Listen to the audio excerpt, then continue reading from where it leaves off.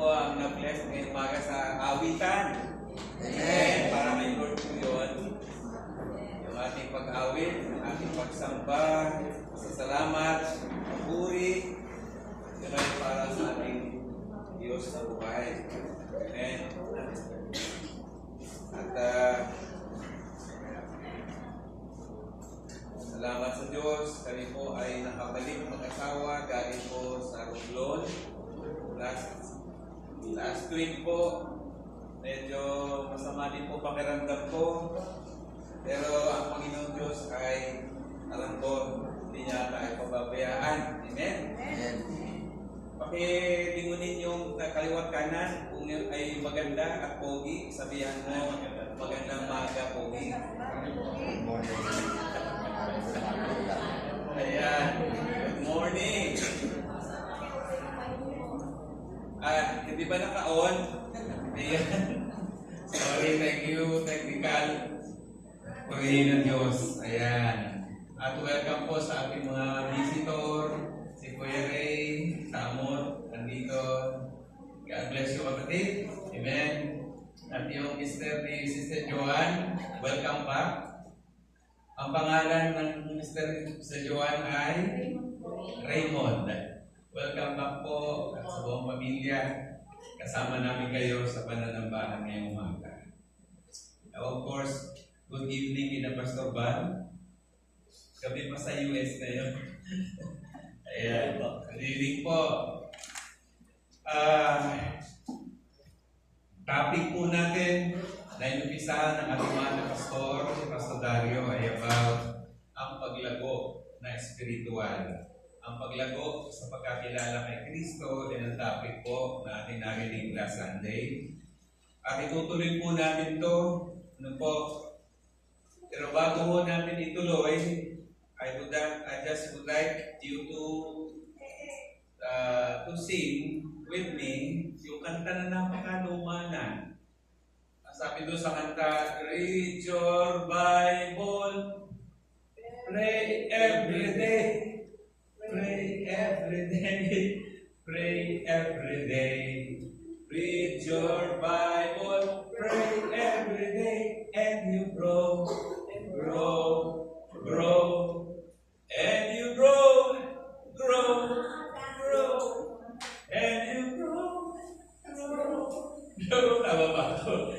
Read your Bible, pray every day, and you grow, grow, grow. Harapan natin si Lord. Ayan. Alam mo natin lahat ng pagiging Kristiyano ay pagkakaroon ng bagong buhay. Right? Itong bagong buhay na ito ay tinawag natin spiritual na buhay. Narinig mo ninyo yun. Itong buhay na spiritual ay kailangan po itong lumago. Yan. Dahil dito po sa ibabaw ng mundo, walang mayroong buhay na hindi lalago. Lahat ng may buhay, lumalago. Andiyan ba ang mga anak ng Diyos? Amen. Kakaintindihan tayo. So therefore, pag tayo po ay may bagong buhay na spiritual na buhay, ang Diyos umaasa na tayo po ay lalago. Amen. Dahil lang mga halaman, may buhay yan, lalago. Nandiyan na ba yung ating wala? Nandiyan po. Yung mga halaman, nakita na ho? Hindi ko makita eh. May mangga, blessing. Ayan. Sumunod, Jello. Yan, tingnan po ninyo yan. Ang halaman lumalago. Yan, mga hayop. Ayan. Aso, maganda. Di ko alam kung anong lahi niyan. Belgian yata yan. O German Shepherd. Ang ganda, no? Ganun din yung tao. Ang tao po ay mula, hindi lang po nung isilang siya, hindi ho. Mula nung siya ay may conceive ng nanay niya, sa kanyang sinapupunan, Ilang buwan po siya sa loob ng tiyan? 9 months.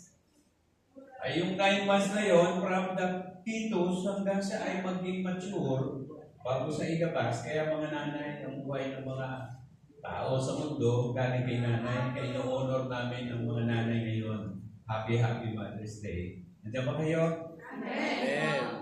So, yung mga mister na nandito, kagay nyo na mamaya sa Jollibee, yung mga misses. Ayan. Dahil po, pinalago ng mga nanay ang baby sa loob ng tiyan. And after that 9 months, kailangan siyang lumabas yung baby. At mula na ito'y mailabas, ayan na po sa picture. Di ba? Mula sa kanyang pagiging baby, uupo siya, lalakad siya, mag-aaral siya, hanggang maging mature na tao. Ano po? Hanggang maging adult. Yan. So lahat ng may buhay ay lumalago. Yan ang point. Mga halaman, mga hayop, ang tao na isinilang dapat lumalaki. Ganon din po kung buhay ang Kristiyano, ang spiritual ay buhay, lalago din ang buhay ng isang Kristiyano. Ang tawag doon ay spiritual growth. At huwag kayo gagaya dito sa picture na to. Pakilabas Jello ng isang picture. Iyan. Paano ba yan? Lahat daw ng may buhay ay lumalago, pero itong mama na to, lumaki nga, pero nanatili ang kanyang isip ay bata. Isip bata. Dahil meron pang sa pacifier, meron pa siya. Meron pa siya. Ano ito, dal? Naka-pampers pa yan. Parang hindi normal. So, tao, Kristiyano, hindi lumalago, lumalaki ng kumpleto, hindi normal. Yan. So, pero ito po, saan po ba nag-uumpisa ang buhay na espiritual? Ito po ay nag-uumpisa noong nagpasya ang tao by faith na tanggapin si Kristo. At nagpasya din siya sa buhay niya na susunod sa Diyos. Ano? Una, sa nag-umpisa po ang spiritual growth, nung siya po ay tumanggap kay Jesus sa pananampalataya niya at isinuko ang buhay niya at siya ay nag-decide na susunod sa Diyos through Christ. Ano po ba mga anak ng Diyos? Malinaw na yan. So ang pagtanggap, pagsuko at commitment kay Lord ay dapat na sa buhay ng isang tao na gusto niyang lumago. At kung wala ito, itong umpisa na ito, walang maaasahang paglago. So do you hear me po mga kapatid? Ang pagtanggap, pagtalikod sa kasalanan at commitment niya kay Lord na susunod sa Diyos, yun ang umpisa ng iyong spiritual journey sa mundo ito. At ang spiritual journey mo ay ang paglago. Kaya ang topic natin ngayon ay ang paglago spiritual, mga kapatid. At ang ating teksto ay makukuha natin sa 2 Peter chapter 3, verse 18. Dito natin ipapase ang ating mensahe ngayong umaga na mula sa Panginoon. Pagkatapos natin haranahin ang presensya ng Diyos, kaya naman natin na ang Diyos ang magsalita sa atin. Andiyan mo ba kayong lahat? Amen. At ito po ang teksto natin. Sabi po, but grow in grace and knowledge of our Lord and Savior Jesus Christ. To Him be glory both now and forever. Sabi ni Apostle Peter. And then he said, Amen. Galing, no? At sa Tagalog po yan, sa halip, sabi ng apostol na si Pedro, tanyag na apostol, malapit kay Kristo, nagkumit ng buhay kay Kristo. Ang sabi niya, sa halip, magpatuloy kayong lumago sa kagandahang loob ng ating Panginoon at tagapagligtas na si Jesucristo. Sa Kanya ang kaluwalhatian ngayon at magpakailanman. Amen. Yun po ay napakagandang salita mula sa apostol ng Panginoong Jesucristo na naranasan ang buhay na ito. Kaya niya ito nasasabi. So, salamat sa Diyos sa kanyang salita. Pwede po ba itaas ang inyong kamay sa inyong lingkod patungo sa unahan at kayo mag-pray at kayo harap sa Panginoon? Aming Diyos, aming Ama, andito ho kami para makinig sa iyo. Hindi po sa tao, hindi po sa pastor nyo, kundi sa iyo. Na magiging daluyan ng pagpapala ang iyong mensahe na mula sa puso mo, inilagay mo sa puso ng inyong lingkod, ng inyong servant, para i-transfer sa puso ng mga tao na makikinig. Nawa kasihan nyo ang inyong lingkod na hindi siya makita kung hindi kayo, Diyos. Ikaw na tumawag, ikaw na nag-anoint, ikaw siyang nangunguna at convict ng aming mga puso. Salamat sa mensahe mo ngayong umaga. Inikling namin ang blessing na dadaloy mula sa iyo para sa aming lahat ngayong umaga dito sa kongregasyon na ito. In Jesus' name I pray. Say, Amen. Ano ang mga kailangan sa paglago ng buhay espiritual? Ano po ang mga kailangan? Yan po. Sabi nga po dito, una, paglalago ang tao, kailangan, mayroon din siyang mga pangangailangan para lumaki. Hindi po ba tao, kailangan pagkain, lupa. Pagkain, iba-ibang pagkain, may pambata, may pangmatanda, iba-iba ang food. Mamaya pag-uusapan natin yan sa spiritual, ganun din. At ang number one po, na need ng isang Kristiyano para lumago ay ang salita ng Diyos. Nandiyan ba kayo lahat? The Word of God, Bible. Yan ang ating food, spiritual food. Number two, prayer. Tamang-tama yung kanta natin kanina. Read your Bible, pray every day, pray every day, pray every day. Read your Bible, pray every day, and you grow. So, walang grow kung walang pagbabasa ng Biblia at walang pananalangin. Tinuro ko sa amin yan, okay maliit pa. Sa Sunday school.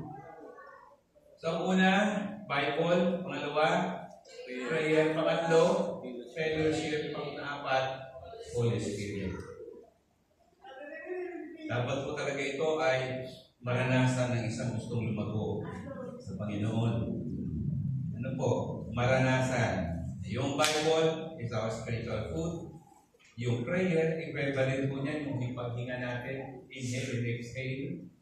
At yung fellowshipping po, yun yung tinatawag natin, we are belonging into a family of God. Social need natin yun. Walang tao dito na walang pamilya, right? Right? Amen. May pamilya. And if you have a family, you feel so secure, you feel so blessed, dahil may minamahal ka at may nagmamahal sa iyo. It is a social need ng tao na may magmahal at may mahalin. So mararanasan niya sa fellowship. Mahal namin kayo. Kahit hindi nyo kami mahal, ay mali. Mahal mo. Mahal namin kayo dahil minamahal nyo kami. Ganun po, need. Kaya may fellowship. Pangatlo, pangapat ay ang Holy Spirit. Bakit may Holy Spirit? Dahil natin si Kristo mismo sa atin. Sa book of Acts, that you're going to study the book of Acts. Di ba? Ang Holy Spirit, sabi ni Christ, bago kayo umalis sa Jerusalem, wait muna. Because there, mayroon akong regalong ipadadala ang Ama sa inyo. At yun yung Parakletos. Ibig sabihin ng Parakletos, your guide. Your guide to victory. Your guide to receive victory sa paglakbay natin sa mundo. In your journey, carrying the gospel, you need the Holy Spirit. And that's very important, mga kapatid. Apat ang need. Pwede nyo tagtagan yan.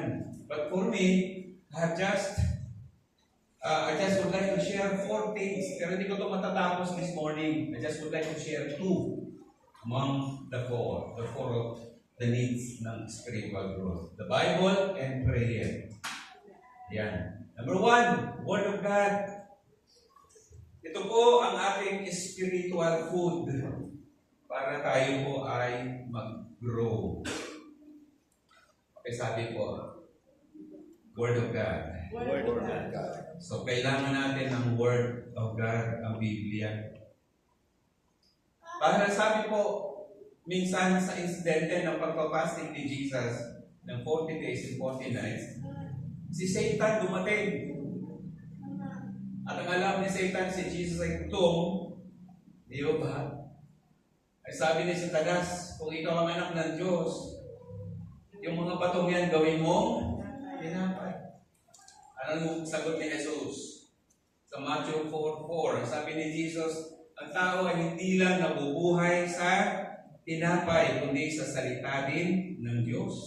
Quote ni Jesus yan sa Deuteronomy chapter 8, verse 3 sa Old Testament. You see, Jesus was so aware of the history of the people of God.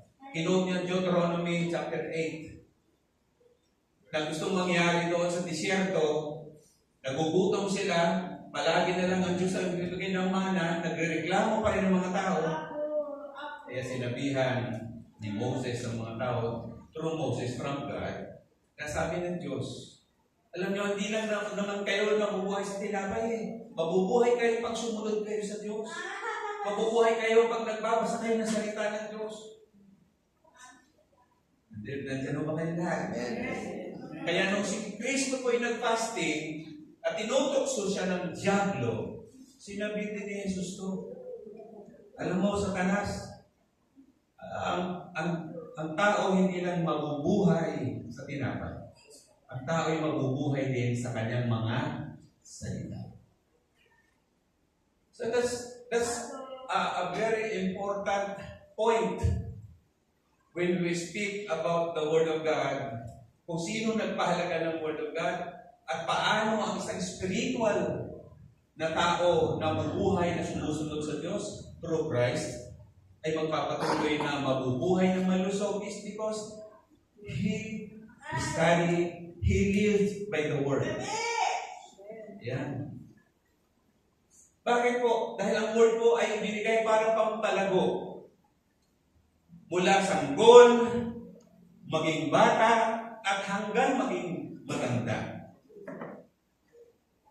Do you hear me? Ang Word of God pampalago.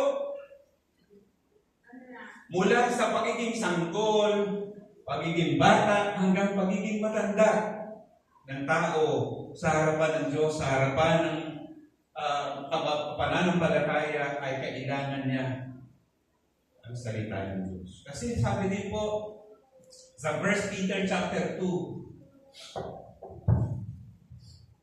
tingnan po.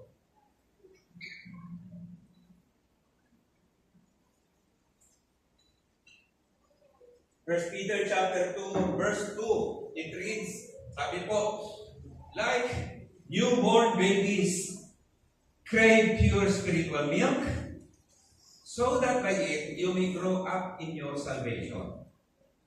So your salvation depende po sa pag-apply mo ng Word, sa pag-aaral mo ng Word of God.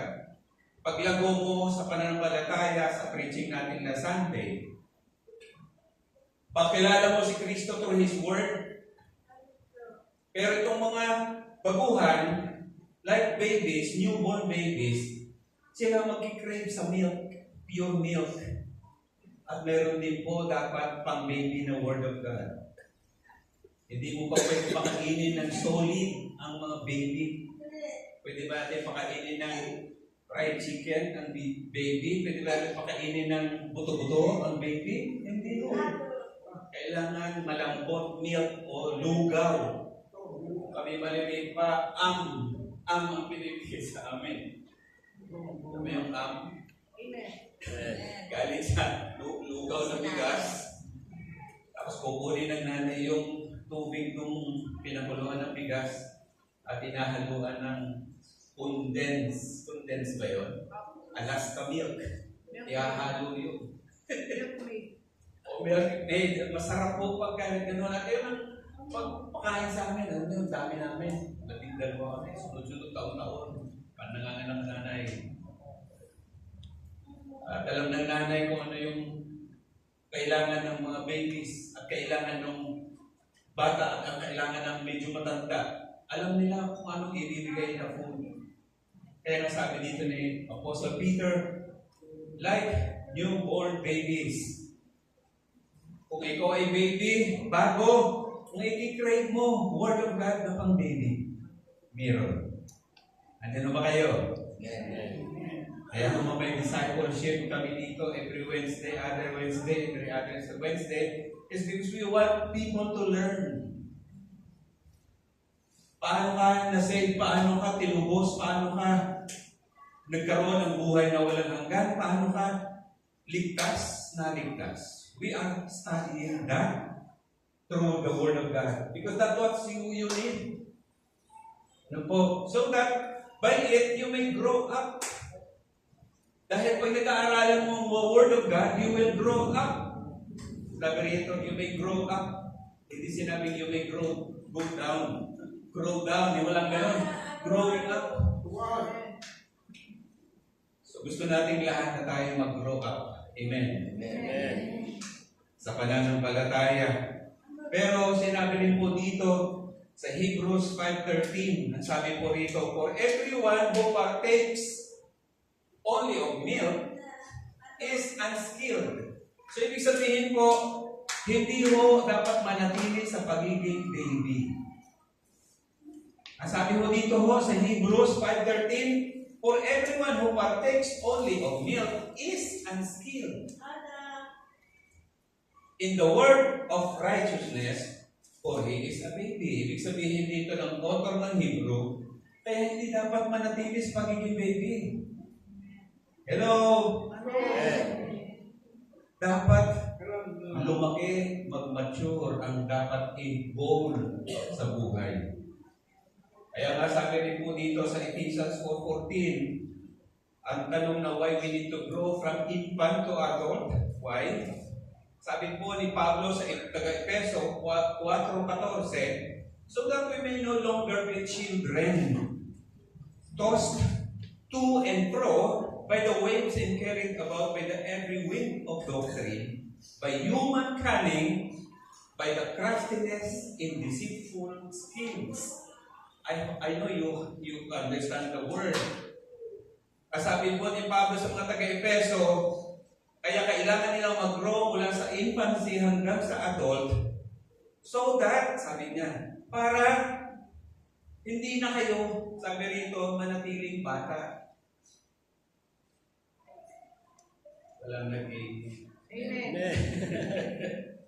Wala ko gusto manatili sa pagiging bata. Kagaya nung litrato kanina. Napakalaki ng katawan, may diaper pa. Napakalaki ng katawan, may pacifier pa. Hindi po eh. Kailangan alisan lang na natin ang gano'n. We will no longer be children.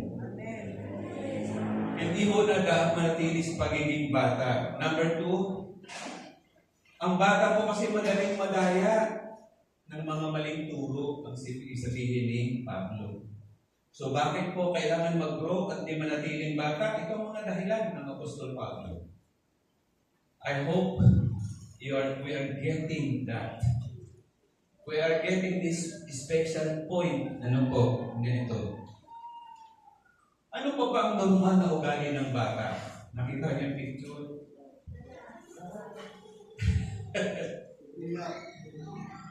Ang ugali mo ng bata ay puro crying lang ng crying. Ang solusyon niya sa buhay, ang bata walang magawa, kaya umiyak. Pag gutom yan, iiyak yan. Pag basa ang diaper niyan, iiyak yan. Hello, totoo ba to? kapag ang isang Kristiyano, sign na siya'y bata pa, wala nang ibang gawin niya kundi mag-crying. Iyak na iyak lang yan. Reklamo ng reklamo. Pag hindi niya bigay ang gusto, reklamo, iyak lang siya ng iyak. Walang ganyan sa TOTC. Amen. Ay, walang nag-amen. Crying lang siya ng crying. Hindi niya kaya gumawa ng solusyon because baby eh. So if we consider ourselves mature, we're not supposed to cry.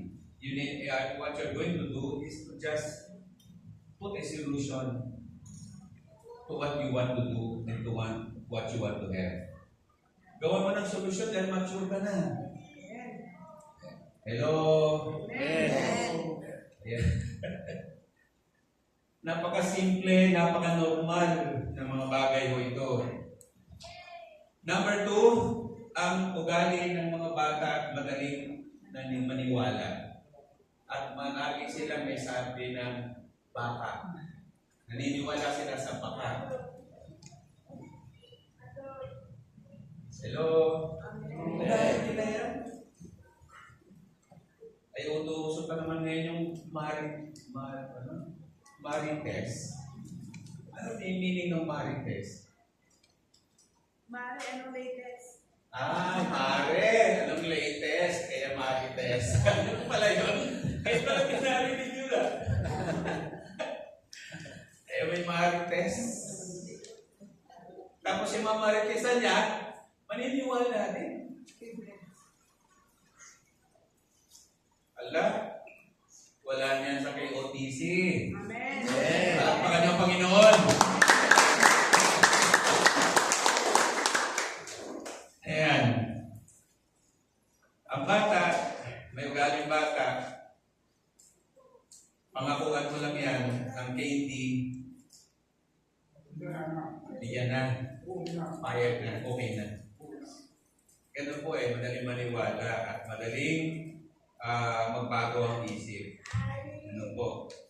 So walang tayong magawa. Yun ang talaga ang bata. Number 3, unstable ang decision niyan. Pag sinabi ng bata ay ugali niya yung bata, unstable yan. Ang decision making niya bago-bago.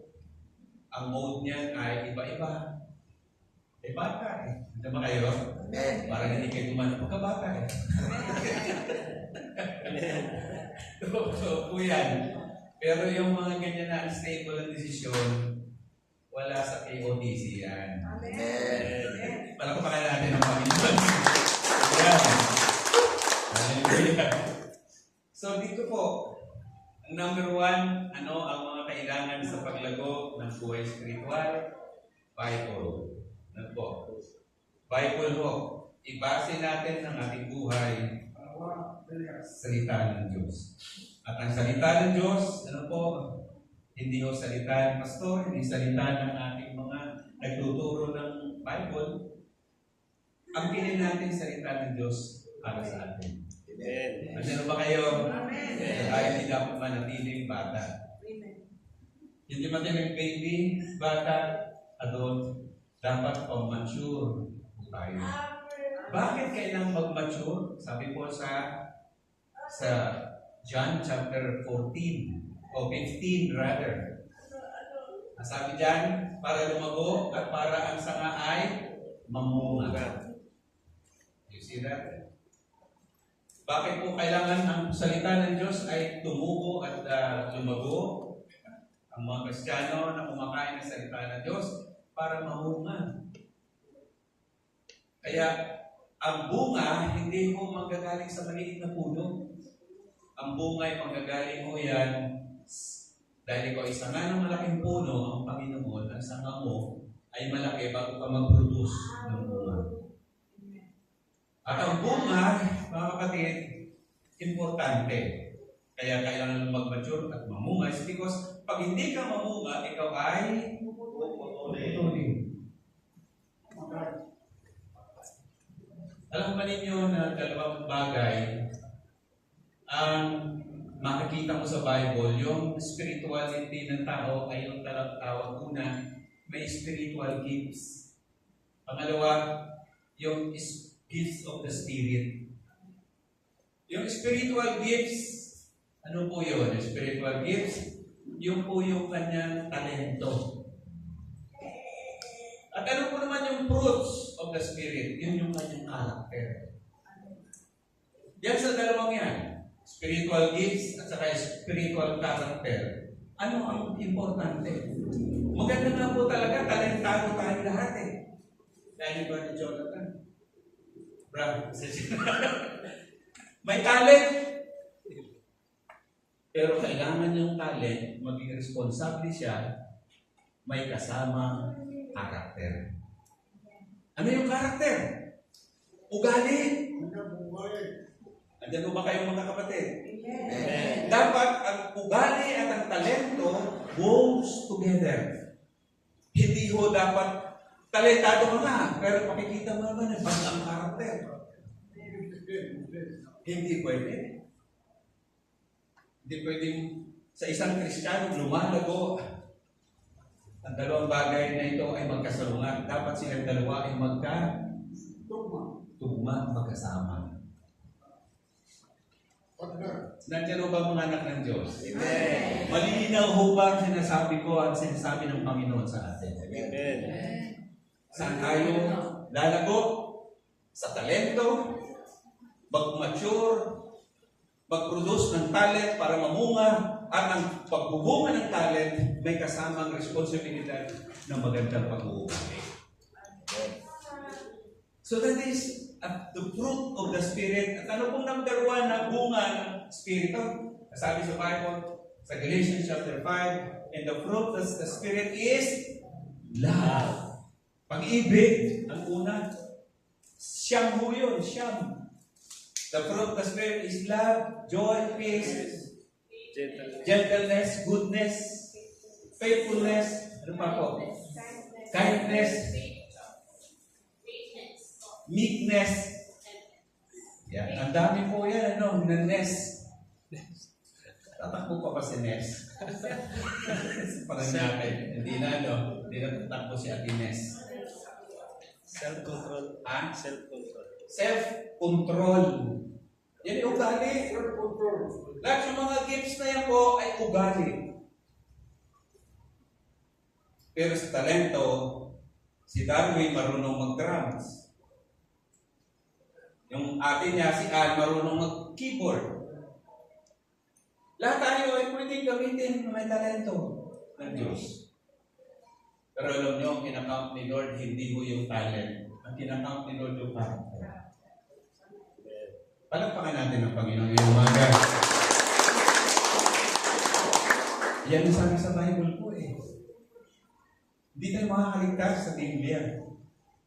Kaya nga, minsan, ang sabi ni Jesus, may mga nauuna na nahuhuli at may nahuhuli na nauuna. And that's because of the character. Kaya ngayon pong eleksyon, bukas, 4 ng letter K ang aking ibubutotahan natin. Una, may kakayanan ba? Pangalawa, may character ba na maganda? Kasi yung mga una kakayanan sa character magkasama. Dahil yun ay gifts at saka fruits. Character. Dahil ibuto kung mayor yan, kung ang character ay nagmumura. Patsyunta ka. Ha? Yes. So kakayanan, character, dapat magkasama. At pang-tatlo, may plataforma, may konkretong plataforma ang isang kandidato. At panghuli, kung kung tatanungin, dapat yung huling letter K ay may Kristo sa puso. Amen. Palagpakan natin ang Panginoon. Panginoon niyo po.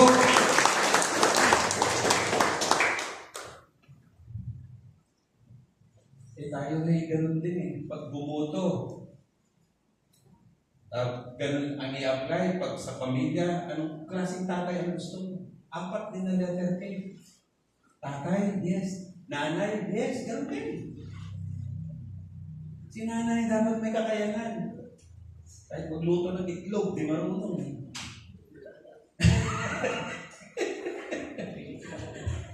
Ay kakayanan. Dapat. Nanay marunong maglaba. At mayroon siyang karakter. Gusto natin yun sa bahay, sa magulang, lalo ng mga anak. At mayroon siyang plataforma kung anong trabaho niya bilang nanay. Nanay na pagtrabaho gagampanan niya, kaya manager sa bahay ng nanay. Amen. At panghuli, si nanay may Kristo sa puso. Amen. Ganun din sa tatay. Ganun din ang nanay, ang mayor, tatay ng syudad. Ganun din siguro presidente ng Pilipinas. O ang governor ng probinsya. 4 na K.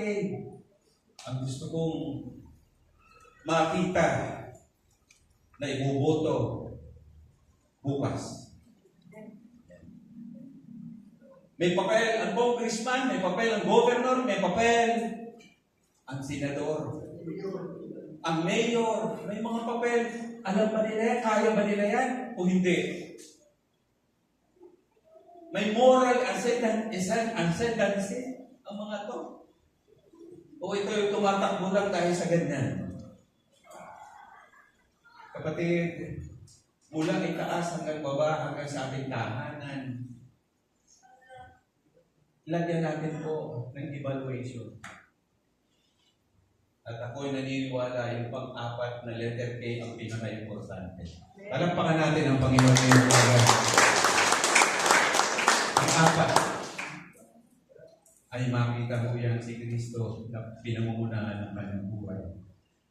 So, ang dami kong pwedeng i-preach about Bible, Word of God na nakabase. Pero number 2, move on na po tayo sa number 2. At yung number 2 po ay nakailangan sa spiritual growth ay prayer.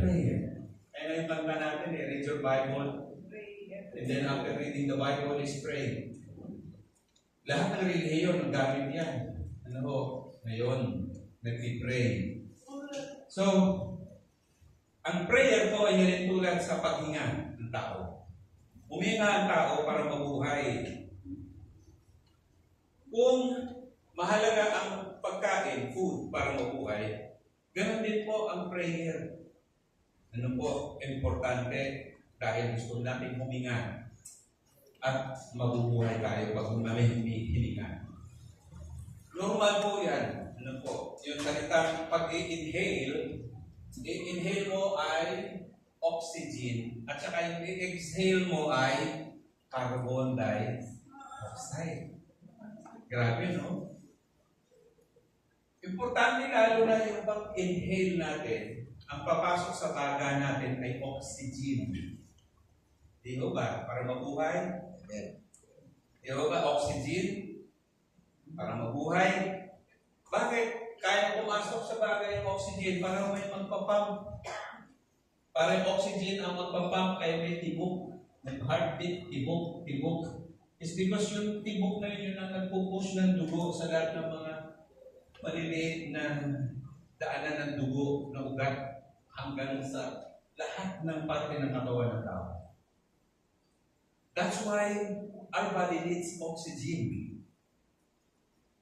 Kaya yung oxygen level, pagka ikaw ay mawala ng hininga, dati nagaganyan-ganyan yan, pag wala na ng hininga, pantay pa ka. So ang hininga, importante. Importante sa katawan ng tao. Kagaya din ang panalangin. Kung wala kang prayer life, patay ang spiritual na buhay. Wala nag-amen. Amen. Ito po. Pag walang prayer, patay. Dahil walang tutulak para magkaroon ng mag-push ng energy, magkaroon ng energy ang isang tao para mag-distribute sa dugo at magkaroon ng buhay at katawan. Yan. At pag nag-exhale tayo, lalabas mula sa ating baga, this is what God designed ang buhay ng tao. carbon dioxide ang lumalabas. At ang carbon, kinakain ng dahon ng mga punong kahoy. Yan ang kanilang pagkain. Kung ang sistema level ng oxygen at saka yung carbon, baliktarin mo lang po yung oxygen, yun yung carbon. I-reverse mo lang carbon dioxide na. That's why God is so amazing in creating tao. Pag i-create ng tao, God is so amazing. Kaya pag i-create mo sa galaxy na umiikot ang mga tawag nito, mga planeta sa araw, na perfect ang pag-ikot, perfect ang disenyo. Kaya din ang paglikha ng Diyos sa tao. Kaya mayroon tayong hindi pwedeng ilabas ang Diyos sa eksena ng creation at paniwalaan may Diyos. It's because of that.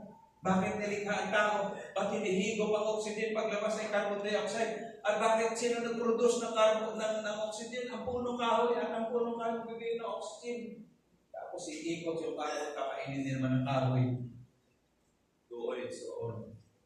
Kaya ho, kung may makakita kayo ng kahoy, huwag naman yung basta-basta putulin. Nandiyan ang buhay natin. Hello? Hello. Amen. Sa buhay natin, spiritual, ganun din.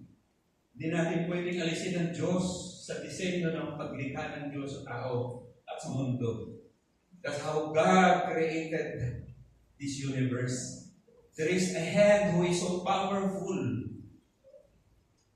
na gusto niya ipaalam sa atin na may Diyos na papanalangin tayo. May Diyos na pagsasabihan natin ang ating laman ng puso, na inuunaw ng laman ng buhay mo at puso mo at desire mo dahil gusto ng Diyos. Dahil mahal ka niya na mapaputi ang buhay. Amen. Andiyan ba kayong lahat? Amen. Palakpakan natin ang Panginoon. That's why, kita mo ninyo, itong next slide, Jello. Ito po yung emoji ba tawag yan? Sa lahat ng mga cellphone, may ganyan, no? Ano po simbolo niyan? Praying hands na yan. It symbolizes, una, obedience to God. Ano po? Submission to God. Babasa ko. Pagka nakakakita ka ng ganyan, sincere ang buhay niyan. Pag may nakita ng ganyan, posibleng magre-repent yan. Nagre-repent yan. Paghingi ng tawad. Mayroong pagdakila, pagsamba. Kaya nakaganyan. O maaaring respeto in regard to one's higher power. That's why he's putting his two hands. At saan po yan nakaganyan, nakatiklop yung kanyang dalawang kamay? Saan nakamalapit? Malapit sa puso. Their hands held pressed together in front of one's heart. Heart, puso. At yun po ay isang simbolo na ina-associate yung hands na yun na ganyan. Ina-associate yan sa religion, Christianity, all over the world. Pag pumunta kayo sa Tagaytay, makikita mo katapat ng, ano yung baliwan? Pancho, katapat ng Sky Ranch, may kamay mo na nakaganyan. Ang makalaki. So, hindi ko sinasabi yung boto niya si Tol. Siya nagpagawa niyan. Yung kamay na nakaganyan na malaki. Dahil nung ang kanyang sekretary ng syudad ng Tagaytay, isa pong kailala, kaibigan, siya po ay Christian, born again. Siya po ay Chinese, pero siya po ay lumpo. Pero napakalakas ang faith niya. Lakas yung tumawag siya ng lahat ng mga pastor sa Tagaytay at Cavite mag-pray. Yan. That's why he put up his hands praying to God. Tagaytay is for the Lord. Bakit po ang Christianity na religion sa buong mundo ay naging unstoppable sa pag-multiply ng miyembro? Bakit po hindi napigilan ng magdami ng follower ni Kristo sa buong mundo? O, recorded sa Acts chapter 2, verse 42, ano po ang ginawa nila?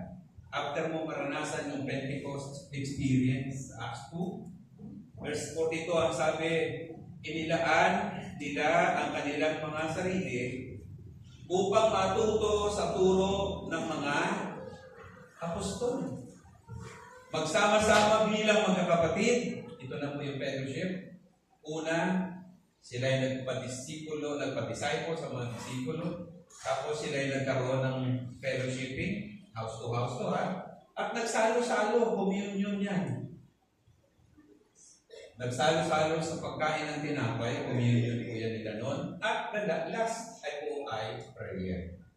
So ilang pong bagay. Ito po, dito sila nagtuloy-tuloy sa verse 42 na ito, ginawa, kaya ang Christianity ay umami.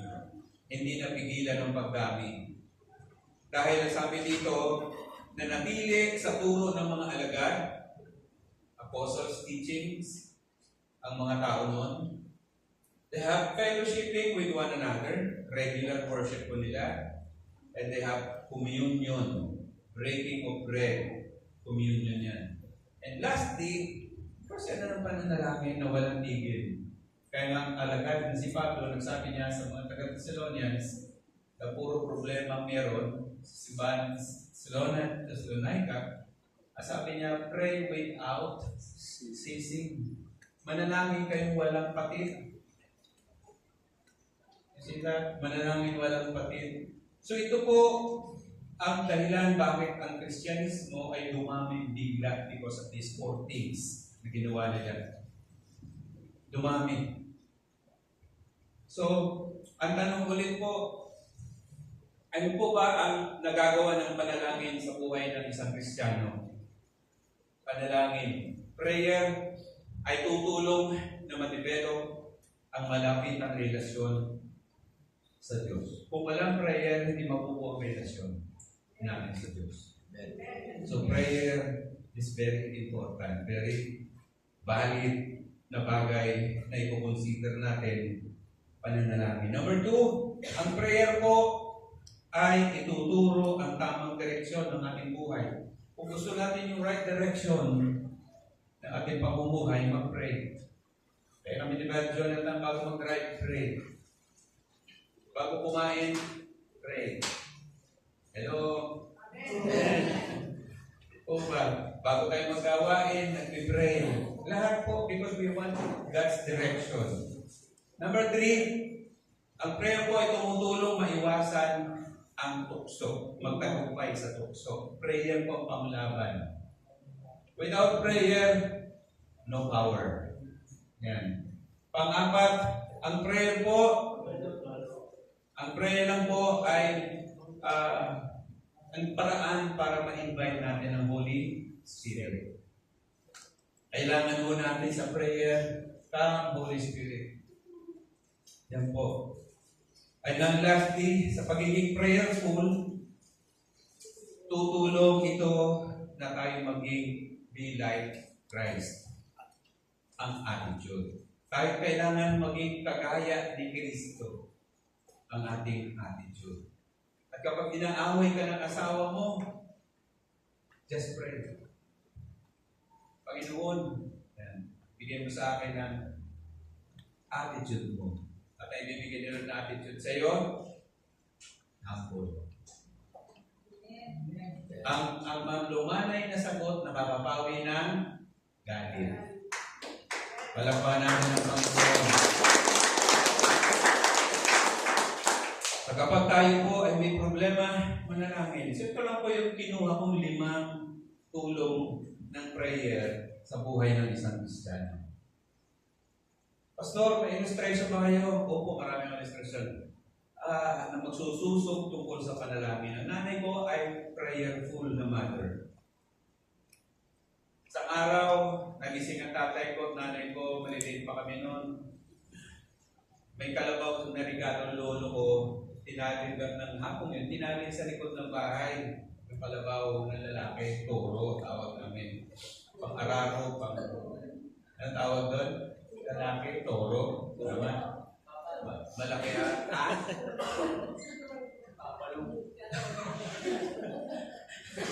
sigado.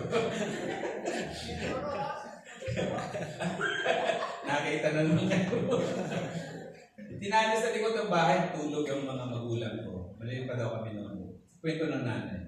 Sabi ng nanay ko, yung kalabaw na lalaki ng kapitbahay ay hindi yata na itali mabuti. Nakawala. Lalaki din. Walang ginawa kundi suwagin yung kalabaw namin. Instead na kapag-araro ang tatay ko, natigil dahil puro sugat. Hindi mo nagalit ang nanay at tatay ko. Bagong Kristiyano sila noon. Nag-pray lang sila. Wala akong 1 linggo, yung kalabaw nila, nahulog sa bangin, patay. Kaysa ang nanay ko nagbumanga at sabi ng nanay ko at tatay ko nagalit, hindi sila nagalit. Nag-pray lang. Wala pa 1 linggo, nahulog ng kalabaw nila sa bangin, patay.